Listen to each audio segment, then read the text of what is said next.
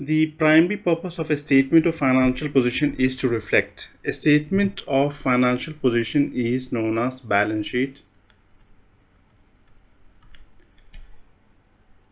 The fair value of the firm's asset at some moment in time. You cannot find the fair value of the firm's asset because there are many assets that are recorded at historical cost. So that's why you cannot find out the fair value of the firm's asset at a moment in time. The status of the firm's asset in case of forced liquidation of the firm. Financial statements reflects going concern assumptions. They do not reflect the forced liquidation of the firm. They usually do not report forced liquidation values. That's why you cannot find out the forced liquidation of the firm. The success of the company's operation for a given amount of time.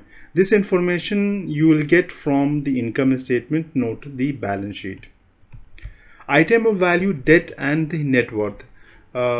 We have an accounting equation, that is the three elements of the balance sheet. The three elements of the balance sheet are assets is equal to liabilities plus equity. Asset is known as the item of value, liabilities is the debt, and equity is your net worth. So from the statement of financial position, you are going to get the information about the assets, you will get the information about the liabilities, and you are going to get the information about the equity. So let us see what the asset is. Asset is the item of value. Asset is what the company owns. We have the liabilities. Liabilities is also known as debt, and liabilities is what the company owes to others. And the last element is the equity, which is the net worth, and equity is the difference between assets and liabilities. Equity is equal to assets minus liabilities. So that's why the option D is the correct option. Next, a statement of financial position is intended to help investors and creditors. A statement of financial position is your balance sheet. Assess the amount, timing, and uncertainty of prospective net cash inflows of a firm. This information you are going to get from the statement of cash flows.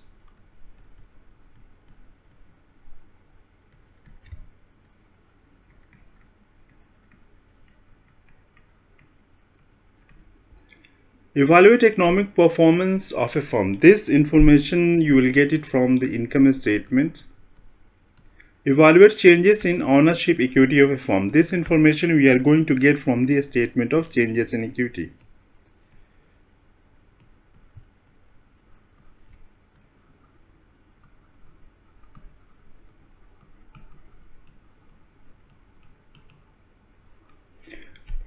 And the option B is that evaluate the economic resource and obligation of the firm.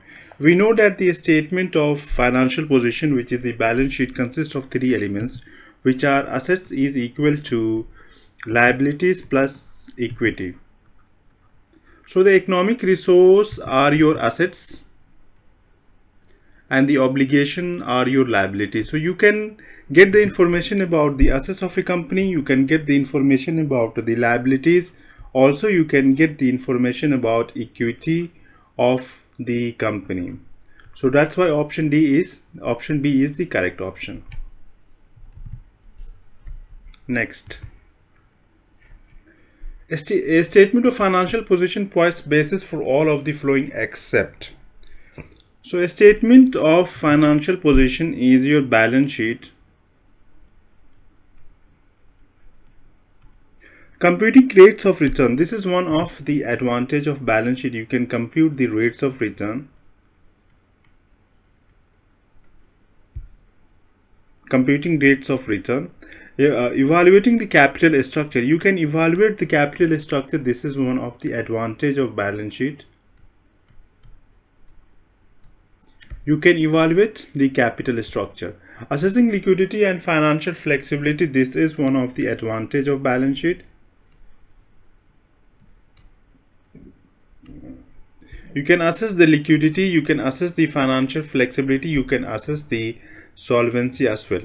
Determining the profitability and assessing the past performance, this is done by the income statement, not the balance sheet. Next. All of the following are limitations of the balance sheet except the balance sheet is prepared using management judgments and estimates. We know that we prepare financial estimates using judgments and estimates. So that's why this is one of the limitations of balance sheet. So we use judgments and estimate. This is one of the limitations of the balance sheet. Assets and liabilities are usually recorded at historical cost, which might differ significantly from the current market value. Another limitations of the balance sheet. Because assets and liabilities are usually recorded at historical cost, that might differ significantly from the current market value. The balance sheet omits many items that cannot be recorded objectively, but which have financial value to the company. This is one of the limitations of the balance sheet, because we omit certain information that we can't measure. It's not reported. For example, we don't report the company employees, the human resource, the customer satisfaction, the brand image. So this is one of the limitations of the balance sheet. So the correct option is that the balance sheet provides information on the liquidity and solvency of the company. So this is one of the advantage of balance sheet, not the limitations. Liquidity and solvency. You can find out the liquidity and solvency, as well as you can find out the financial flexibility. You can evaluate the capital structure. You can compute the rates of return. But so that's why the option C is the correct option.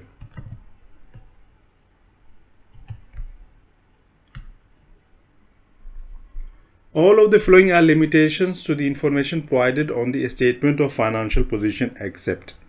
We use judgment and estimates used regarding the collectability, sellability, and longevity of assets. So we use judgments and estimates. That's why this is one of the limitations of the balance sheet. Omissions of judgments and estimate. Omission of items that are of financial value to the business, such as worth of employees. This is one of the limitations of the balance sheet. Because we don't include the worth of employees, we don't include the customer satisfaction and the brand image, one of the limitations of the balance sheet. Lack of current valuation for most assets and liabilities. This is another limitations of the balance sheet. That assets and liabilities are usually recorded at historical cost, which might differ significantly from the current market value.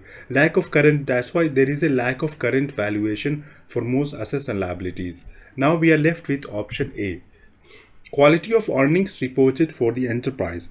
Quality of earnings reported for the enterprise. You can find out from the income statements, not the balance sheet. So that's why this is odd man out. That's why this is the correct option. Next. Elements of the balance sheet. We have three elements of the balance sheet, which are your assets, the liabilities, and the equity.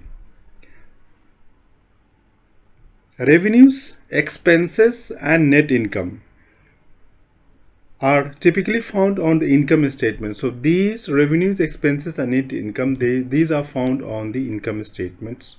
So that's why this is the incorrect option. Cash, investment, and receivable. These are the examples of the elements of the balance sheet. These are examples of your assets. One of the elements of the balance sheet. So it just constitute one of the elements of the balance sheet, but they do not constitute the entire balance sheet. Debt, equity, and dividends. They are related to the liabilities and the equity. but which are the elements of the balance sheet, but they do not constitute the entire balance sheet. So that's why the correct option is we have assets, liabilities and equity. Here the liabilities plus the equity is included. Here only we have the assets. So the accounting equation or the elements of the balance sheet is assets is equal to liabilities plus equity, which is assets is equal to liabilities plus equity. The three elements of the balance sheet. Next, the accounting equation assets minus liabilities is equal to equity reflects the. So what is an accounting equation? Accounting equation is that the company's total assets are always equal to sum of its liabilities. So the accounting equation assets is equal to, we have the liabilities plus equity. So the assets should always be equal to sum of the liabilities and the equity. This accounting equation is based on the proprietary point of view. This accounting equation is based on the proprietary point of view. So what is proprietary point of view? It is whatever remains belongs to the owners.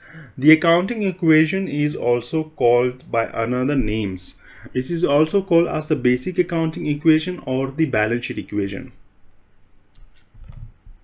That's why proprietary point of view is the correct option, and here we have the proprietary point of view. The other thing is that the entity point of view is not covered in your CMA syllabus. Fund theory is not there, and enterprise theory is not there in the CMA syllabus.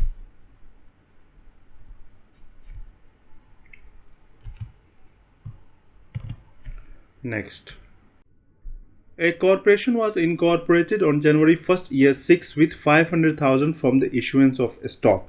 So 500,000 from the issuance of stock on January 1st, Jan 1st, year 6 with 500,000 from the issuance of stock. So this comes under the equity section of your balance sheet. This is part of your equity. Borrowed funds. Borrowed fund is your liability of 75,000. So this comes under the liability section of the balance sheet. During the first year of operation, net income was 25,000. So net income comes under your equity section of your balance sheet. On December 15, the corporation paid 2,000 cash dividend. So paying 2,000 cash dividend also comes under your equity section of your balance sheet. No additional activities affected equity in year 6. At December year 6, the corporation liabilities has increased. So the liabilities has increased. This is your liability, and in December year 6, the corporation liabilities has increased to 94,000. So this is liability. So they are asking about the total assets. So what is your total assets on December 31st, year 6? So this can be solved by the accounting equation. Accounting equation, which is assets is equal to liabilities plus equity.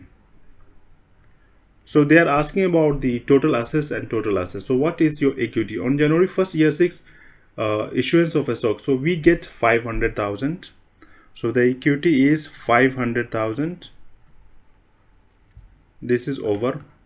Now we have borrowed funds. We have borrowed funds of 75,000. So liabilities, we have 75,000. So the borrowed funds is over. Now during the first year of operations, net income was 25,000. Net income is closed to the retained earnings, and retained earnings is a part of equity.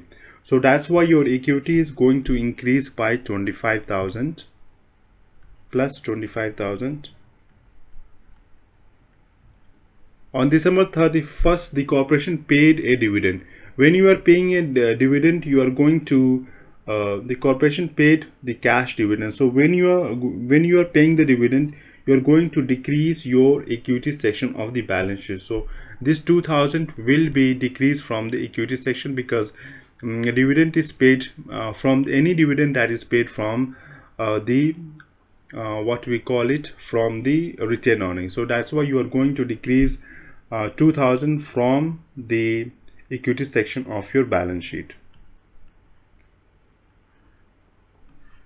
Now your liabilities has increased from 75,000 to what we call it, the liabilities has increased to 94,000. Now we have 94,000 plus 500,000 plus 25,000 minus 2,000, which gives your total assets to be 617,000.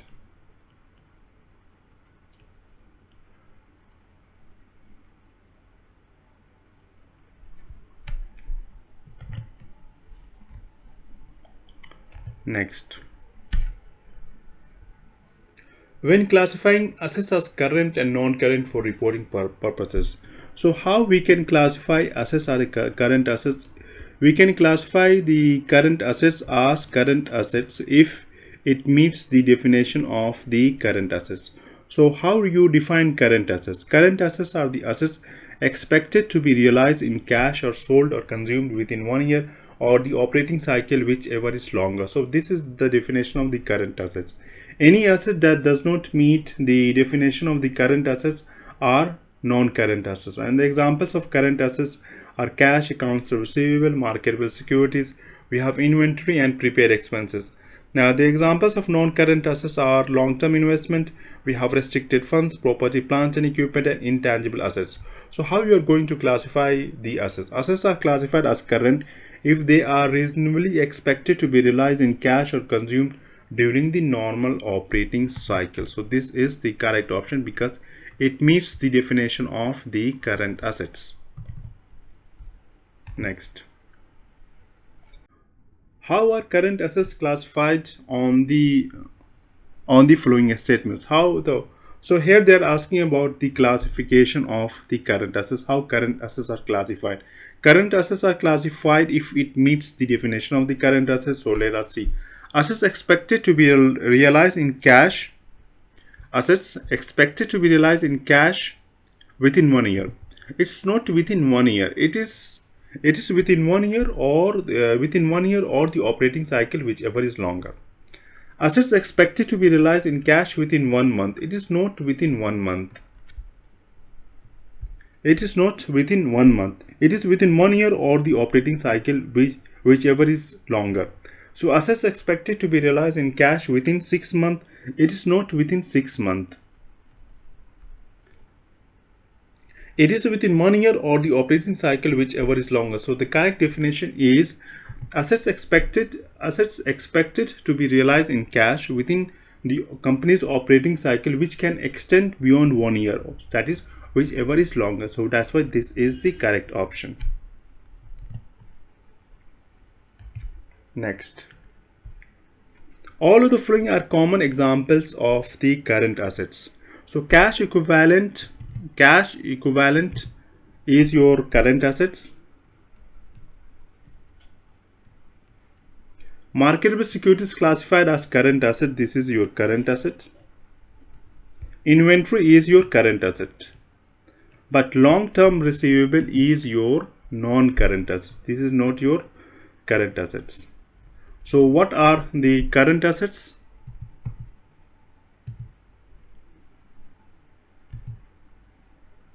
So the current assets are cash equivalent, marketable securities classified as current assets, inventory. Apart from this, we have cash, we have accounts receivable as current assets, we have marketable securities, we have inventory and prepaid expenses. So some of these are given, like cash and cash equivalent, marketable securities are given, long-term receivable, that is non-current assets, inventory is given, but we also have prepaid expenses and any assets that meets the definition of the current assets, which the assets expected to be realized in cash or sold or consumed within 1 year or the operating cycle, whichever is longer. Next, all of the following are common examples of non-current assets except property, plant and equipment is your non-current asset. Intangible long-term asset is your non-current asset. Current liabilities, okay, long-term investment is your non-current asset. But the current liabilities are the current liabilities, they are not the assets. Okay, current liabilities are the liabilities, they are not the assets.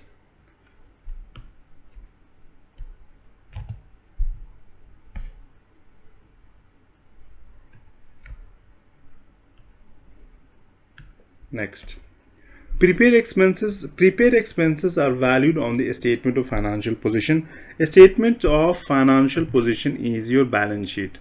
So how you are presenting your prepaid expenses on the balance sheet.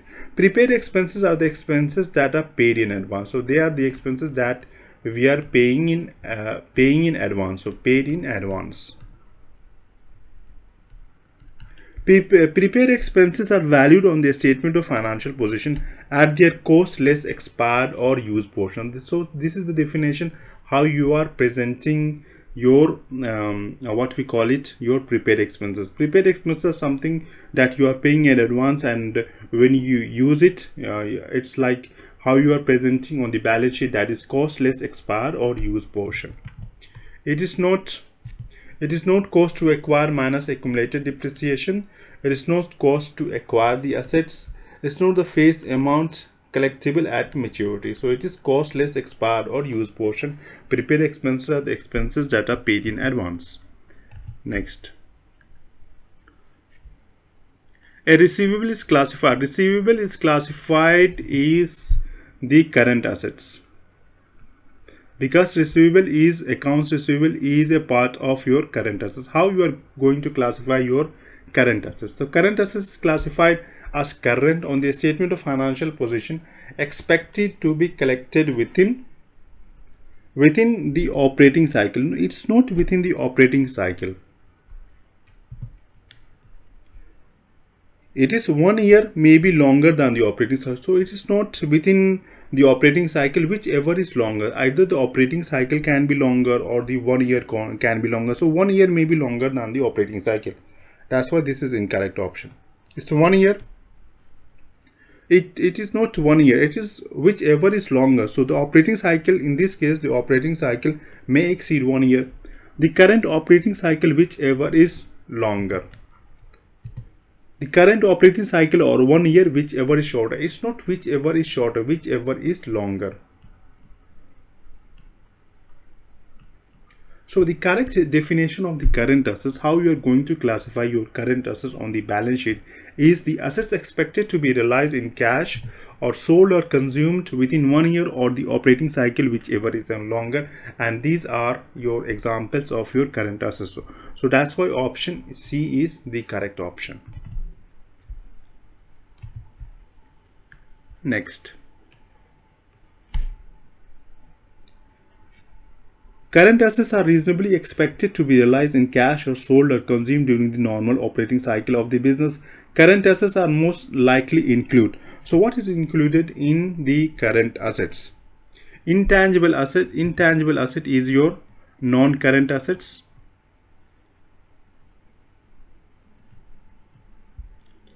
Purchase goodwill is your non-current asset. Organizational costs, they are not the assets, they are expensed.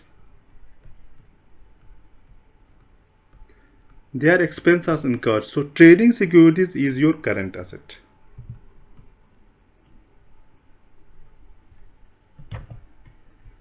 Next.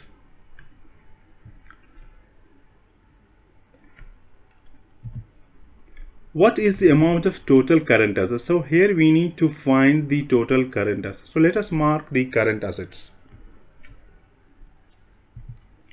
Sale is not your current assets. Cash is your current asset.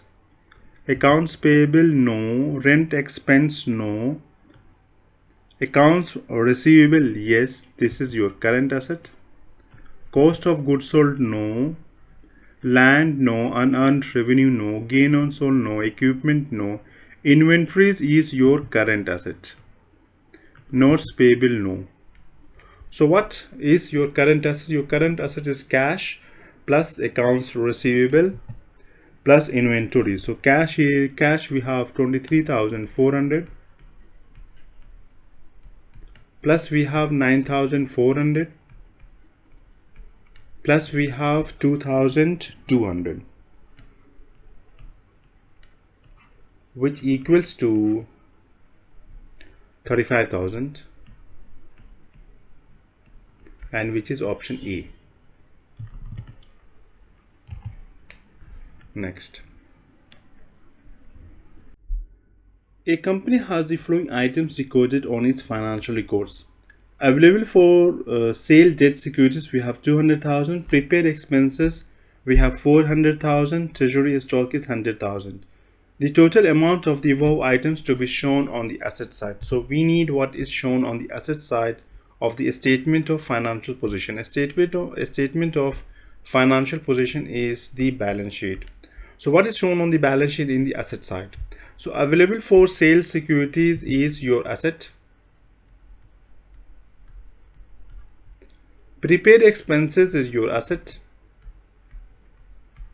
And treasury stock is not your asset. Treasury stock is your equity. So treasury stock is shown on the equity side of your balance sheet. So we have two things that are shown on the asset side, which is the available for sale debt securities and the prepaid expenses. So it is 200,000 plus 400,000,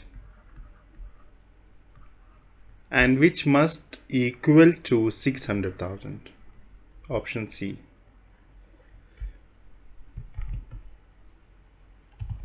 Next.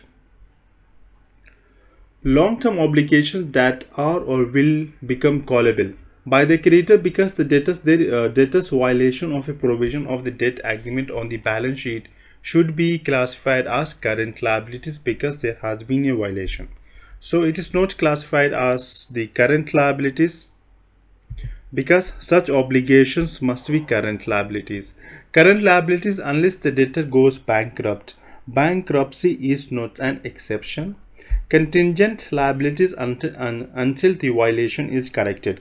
Such obligations are not contingent. Such obligations are the current liabilities unless the creditor has waived the right to demand repayment for more than 1 year from the balance sheet date. So this is the correct option. Next. A corporation uses a calendar year for financial and tax reporting purposes and has 100 million of mortgage bonds due on January 15 and year 2. By January 10 year 2, the corporation intends to refinance this debt with a long-term mortgage bonds and has entered into a financing agreement that clearly demonstrates its ability to consummate the refinancing. The debt is to be seen. Now what happens here, the corporation uses a calendar year for financial and tax reporting purposes and has 100 million of mortgage bonds due on 15 year 2. On January 10 year 2, the corporation, it's before the balance sheet, right? January 10 year 2, the corporation intends to refinance. The corporation intends to refinance the debt with a long-term mortgage of the bond and has entered. First, it has the intent and it has entered into a financing agreement that clearly demonstrates. So let us see what are the criteria for converting your current liabilities into non-current liabilities. First, 100 million is a current liabilities because this is due within 1 year or the operating cycle, whichever is longer. Okay, now you can convert your current liabilities to non-current liabilities if there are certain criteria is met. If the company is able to demonstrate that it has the intent to refinance, the debt on the non-current basis, and the ability to refinance an obligation should be shown by entering into a refinancing agreement. So what happens, the company has entered into a financing agreement and that must be done before the balance sheet is issued. So before the balance sheet is issued, he is doing on by January 10 and year 2. So balance sheet is not issued yet. So the current liabilities is classified as long-term liability on the statement of financial position because it has met certain criteria of non-current liabilities. That's why it will be classified as long-term liability on the statement of financial position at December 31st, year 1. Next. A manufacturer receives advance payment. So a manufacturer is receiving an advance payment for a special order goods that are to be manufactured and delivered within the next year. The advance payment should be reported in the manufacturer's current year statement of financial position as an. So there is an advance payment that we are going to receive from that we have received. The manufacturer receives, so the manufacturer gets an advance payment from the customer. So how you are going to treat this advance payment? So this is not non-current liabilities, this is not contra asset account, this is not accrued revenue. So accrued revenue is the revenue cannot be this revenue cannot be accrued because the manufacturer has not yet delivered the goods. So what is accrued revenue? It refers to the income of a company has earned. It refers to income that a company has earned by providing goods or services, but for which it hasn't received the payment yet. So here the situation is not of the accrued revenue, so it's of the current liability. So any receipts or cash in anticipation of the goods to be delivered or the services to be performed must be recognized as the liability. This is usually called as deferred or unearned revenue or deferred or unearned income. Because the manufacturer must deliver the goods within the next year, this liability is the current liability. That's why this will be the current liability, because he is going to deliver the goods in the next year. Next. A company has outstanding accounts payable of 30,000. So a company has outstanding accounts payable of 30,000. So this 30,000 is your current liability, and a short-term construction loan of 100,000 at the year end. So this 100,000 is also your current liability. So the current liabilities are 130,000. The current liabilities total 30,000 plus 100,000. The loan, now here the situation changes. What is the situation? The loan has refinanced through the issuance of long-term bonds after year end. But before the issuance of the financial statement. So one criteria is that if you are going to convert your current liability, so here they are going to convert this 100,000 into non-current liabilities. The loan was refinanced. The loan was already refinanced. This means it has met the intent and the ability by entering into the refinancing agreement, and they have done before the issuance of the financial statements, before the balance sheet is issued. So that's why now we before we have the current liabilities of 130,000. Let me break down. So we have 30,000 plus 130,000 plus 100,000. So total we had 130,000. So now they have converted this 100,000 into non-current liabilities. So now your current liabilities is 30,000 and your non-current liabilities is 100,000. Now let us see which option is correct. So the current liabilities is 30,000 and non-current liabilities is 100,000. Next. Non-current debt should be included in the current section of the statement of financial position. See, non-current debt should be included in the current section of the statement of financial position if it meets the definition of the current liabilities. So what is the definition of the current liabilities? Current liabilities are the liabilities that are expected to be settled within 1 year or the operating cycle, whichever is longer. So it matches within 1 year or will be retired through the use of current assets. So this meets the definition of your current liabilities. Next. Which one of the following should be classified as current liabilities?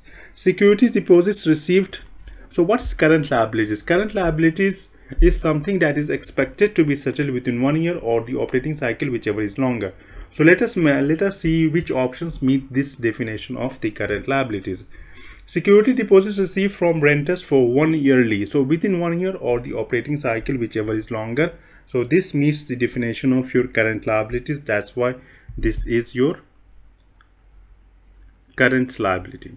Rent for the current year received on January 2 of the current year. This is your current liabilities because they are expected to be settled within 1 year or the operating cycle, whichever is longer. So this is your current liabilities. 10-year bond sold for 110 months.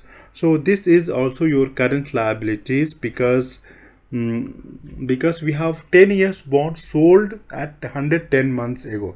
So the bond term was 10 years. So 10 years is equal to 120 months.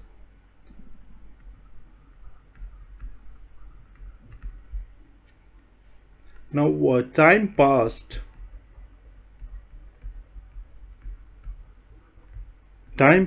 is 110 months has passed.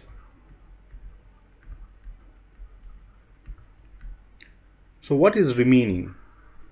The remaining is 10 months. So this is due within 10 months or the operating cycle, whichever is longer. So it is due within 1 year or the operating cycle, whichever is longer. That's why this will be classified as current liabilities. Now we are left with option C, that is undistributed stock dividends. So what is the undistributed stock dividends? Undistributed stock dividends are not the liabilities because they are not to be paid in cash. They are not to be paid in cash, but are undistributed as shares of stock.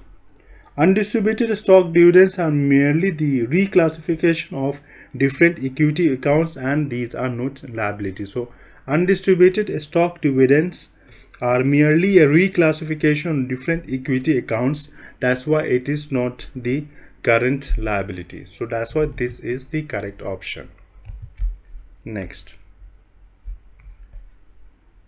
A company has received an invoice in January for the electricity used by its warehouse in December, and it recorded the expense in January. The company uses the accrual basis of accounting. What is the impact to the company's December financial statements? So a company received an invoice for the electricity used by its warehouse in December,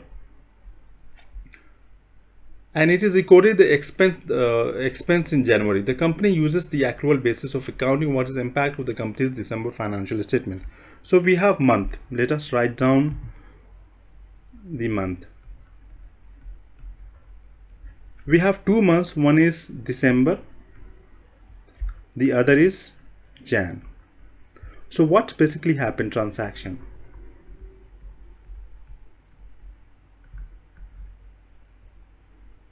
So in the month of December, expense not recorded.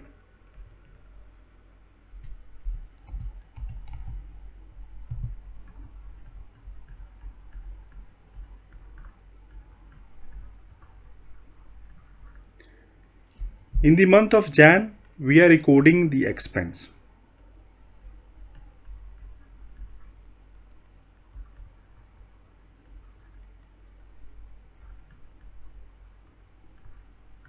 So a company received an invoice in the month of Jan for the electricity used by its warehouse in the month of December.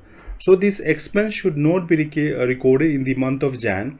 It should be recorded in the month of December itself because the electricity is used by its warehouse in the month of December. So what will be the effect? So if the expense is recorded in the month of December, your expense is understated, and your liabilities is also understated.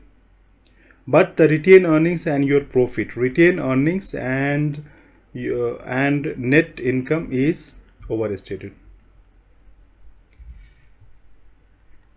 This is in the month of December. Now what happens in when you are recording the month in the when you are recording the expense in the month of Jan late, what happens? The expense is recorded in the wrong period. So the effect, they are asking the effect in December financials. What is the impact to the company's December financial? In December financial statements, your expense is understated, as well as your liabilities is understated, your retained earnings is overstated, and your net income is overstated, because in December you are not recording an expense. So let us see. Operating expenses were overstated. They were not overstated. They were not overstated. They were understated. Retained earnings were overstated. Retained earnings were overstated. Retained earnings were not overstated. Yes, that's correct. Retained earnings were overstated. This is correct statement. Now, cash and cash equivalent were overstated. Cash and cash equivalent were unaffected, because we are not dealing with cash here. They were unaffected.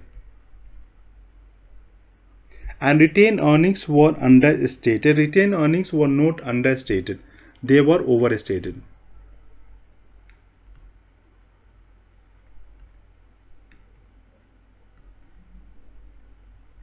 Now, accrued expenses were overstated. Accrued expenses were not overstated. They were understated. And retained earnings were understated. Retained earnings were not understated. They were overstated.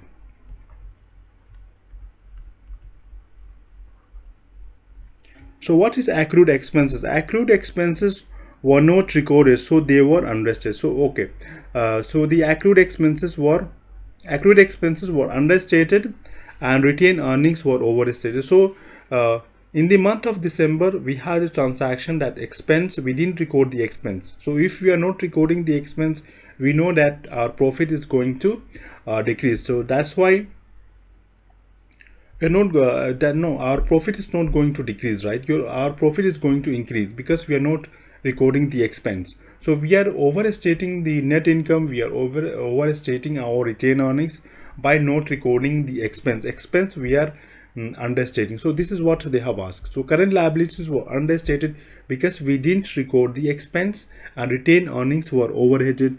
As we didn't record the expense, the retained earnings were overstated. This was a little bit confusing MCQ, so we have done it. Let us proceed to the next MCQ.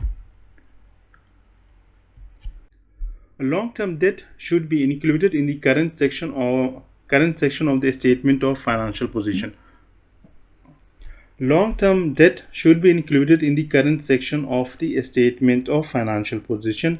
It matches within 1 year. All will be retired through the use of the current assets. So long-term debt should be included in the current section of the element of the financial position. So current liabilities are the liabilities expected to be settled within 1 year or the operating cycle, whichever is longer. So that's why this is the correct option. Next. A company has 100 million of debt that is due in March 3. In December year 2, the company entered into a non-cancelable agreement. In December year 2, the company entered into a non-cancelable agreement with its lender to refinance the debt with the same interest rate and the full principal due in year 5.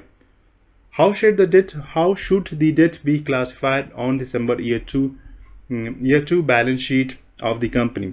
So here what happens, here they have classified the current liabilities, which was 100 million, to non-current liabilities, and it has met certain criteria that the company is able to demonstrate that his intent to refinance on a non-current basis and the ability to refinance an obligation by entering into a refinancing agreement before the balance sheet is issued. So they have met these requirements. So that's why the 100 million that was due in March 3, in December year 2, the company entered. So it was the current liabilities, but they have entered into a non-cancelable agreement with its lender to refinance the debt with the same interest rate, and the full principal is due in December year 5.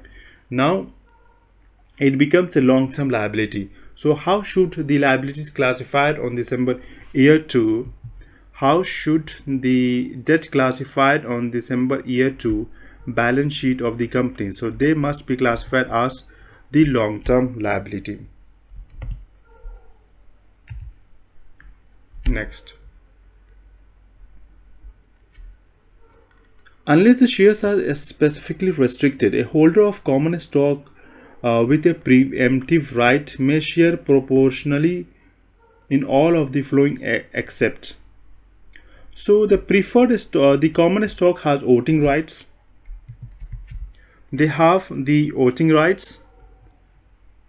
They have the corporate shareholders. They have the right to corporate assets upon liquidation. They have the rights upon liquidation. New issue of a stock of the same class. Common shareholders have the right to share proportionally in any new issues of the stock in the same class. But cumulative dividend, this is basically related to the preferred stock, not the common stock, because this is a cumulative dividend is a type of preferred stock. Common stock does not have the right to accumulate unpaid dividends. This right is often attached to cumulative dividends. So this is related to the preferred stock. That's why this is not right of the common stock. The common stock has the right to vote. They have rights the corporate assets upon liquidation. They have the right of new shares of a stock in the same class. Next. Which one of the following statement is correct regarding the effect of preferred stock on the company? The firm's after tax profits are shared equally. They are not shared equally.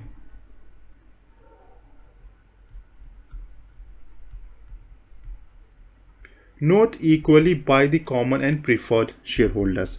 Control of the firms is now shared by the common and preferred stockholders, with preferred shareholders having the greater control. No, the controls are only shared by the common stock, not the preferred stock. Now we have preferred shareholders claims take precedence over the claims of the common shareholders in the event of liquidations. Non-payment of preferred dividends places the firms in default. So there is no likely of default. So this does not put the corporation into default. So that's what this is in the incorrect option. The correct option is that preferred shareholders claims take precedence over the claims of the common shareholders in event of liquidation. Next. Preferred stock and common stock differs in that preferred stock has a higher priority than common stock with regards to earnings and assets in the event of bankruptcy. This is the correct statement. Failure to pay dividends on common stock will not force the company into bankruptcy, while failure to pay dividends on the preferred stock will force the company into bankruptcy. There is no such rule that you will go bankrupt, failure to bankrupt. There is no such rule. Okay. Preferred shareholders generally control the management of the company, while common shareholders have limited voting rights. Common shareholders have voting rights, but the common shareholder, it's not preferred shareholders, it's the common shareholders.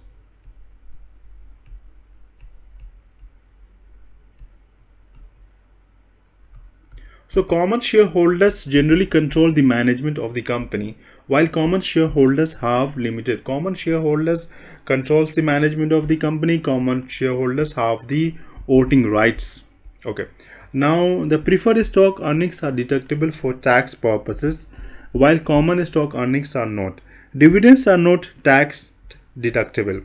Whether it is preferred stock or common stock, there is no tax advantage. So that's why this is incorrect option. So the correct option is that preferred stock has a higher priority than the common stock with regard to earnings and assets in the event of bankruptcy.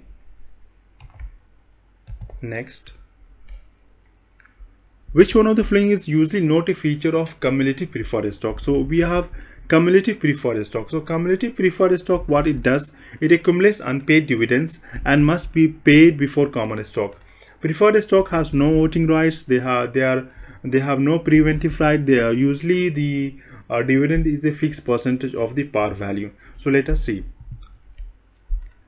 Cumulative preferred stock has the right to receive dividends in areas before the common stock dividends can be paid. Accumulates unpaid dividends must be paid before common shareholders. So this is the correct option. Cumulative preferred stock has voting rights. See, no voting rights. Preferred stock has no voting rights. That's why this is the correct option. Now let's see. Cumulative preferred stock has priority over common stock with regards to earnings. Yes, cumulative preferred stock has priority over common stock with regards to earnings. This is one of the feature of the cumulative preferred stock. Cumulative preferred stock has priority over common stock with regards to assets. Yes, this is also one of the feature of the cumulative preferred stock. But the cumulative preferred stock has no voting rights. The voting right is for the common stock, not the preferred stock.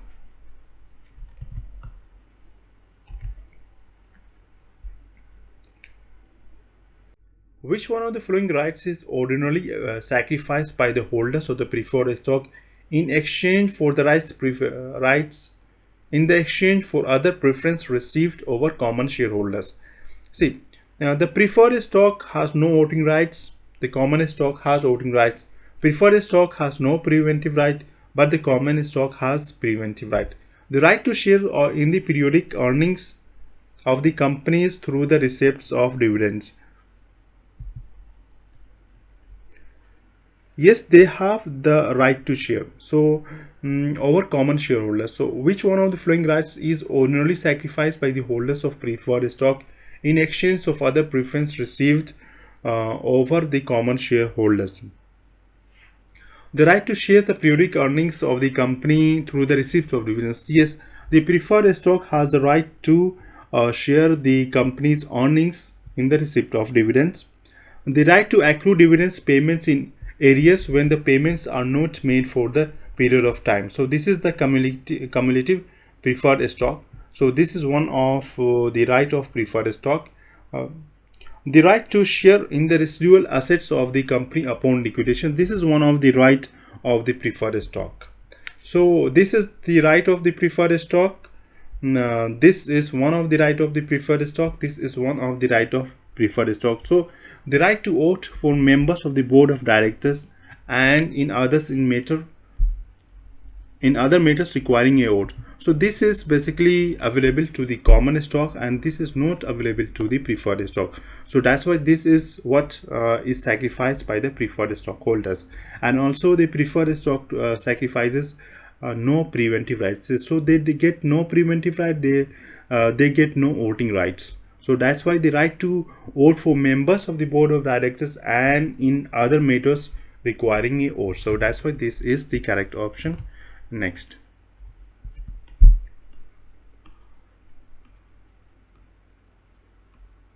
So the maximum number of shares. The maximum number of shares that a corporation may issue. So we have a stock authorized, a stock issue, and a stock outstanding. A stock authorized is the maximum number of shares a corporation can legally issue. So maximum number of shares a corporation may issue is an example of a stock authorized. So that is the authorized shares. Not issued shares, not unissued shares, not outstanding shares. So they are authorized shares. Next. Company A has the following data available regarding its common stock as of December 31st, year 3. So we have authorized shares, we have unissued shares, and we have treasury shares. So how many common shares are outstanding? So we need to find out what are the shares outstanding. So what is outstanding? The outstanding is the number of shares that are currently held by the shareholders.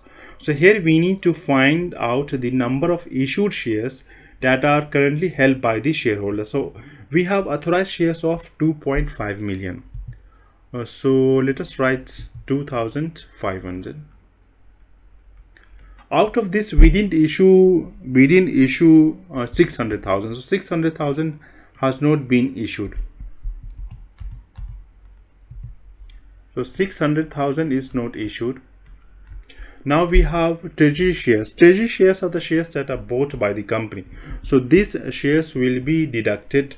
So we are going to deduct because they are now within the company. Treasury shares are those shares that the company buy from the external market. So we are going to deduct the treasury shares. So when we deduct 600 and 180, we are going to get an outstanding shares that is 1720. That is 1720.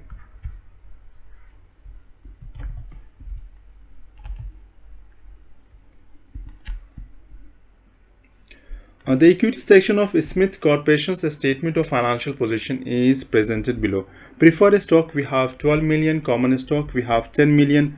Paid in capital in excess of par, we have 18 million. Retained earnings, we have 9 million. And net worth is 49 million. Now, the common shareholders of Smith Corporations has preventive right. So this MCQ, we are going to understand what is preemptive right.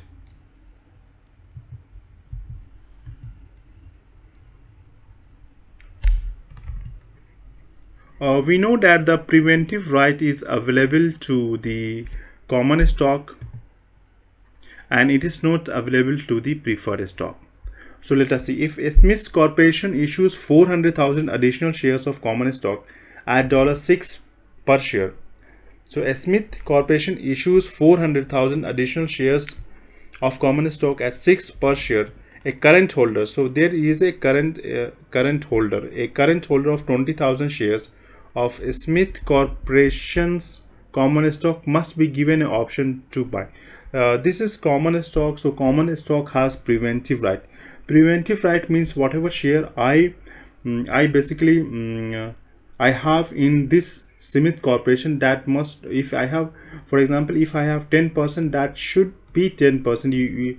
If you issue additional shares, so I must get some right to buy those shares. So here they are saying that what shares, if I buy, my percentage of ownership should remain 10%. It should not decrease from 10% to 9%. What right should I get? So let us calculate. So we have total common stock. So total, what is our total common stock? So we have total common stock of 10 million.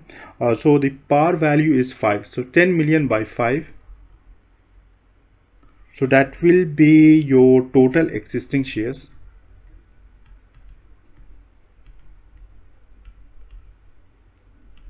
So your total existing share is 2 million.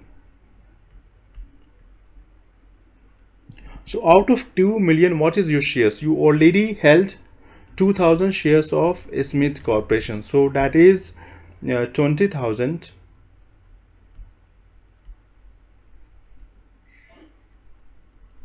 by 2 million.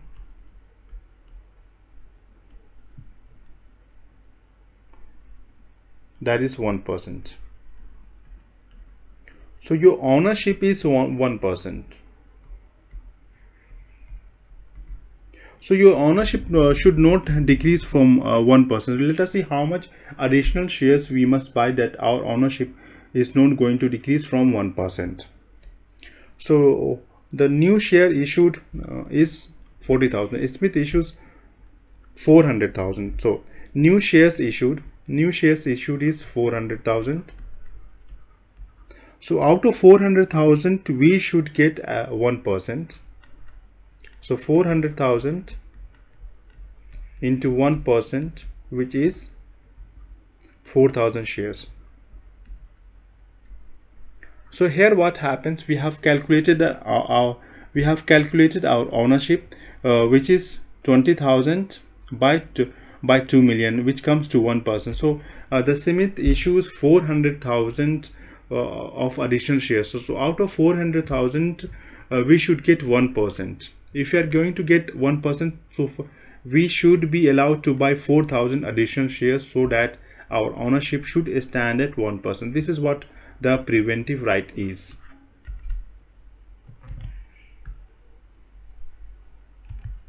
Next.